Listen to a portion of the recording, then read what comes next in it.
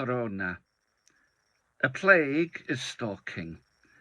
Its microbes are paralyzing nations, poisoning our being and the roots of all good growth. It haunts the arteries of governance. Its name is hatred. It spreads sly and slow to start with, in lies that lie with truth.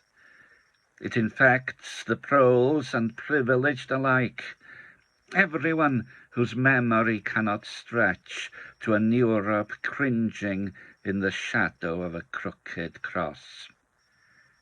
Comes healing, a deliverance from our delirium, a force beyond the sepsis of deceit and the tetanus of treason. The plague knows no border, no land, no language. Be bold, neither does love.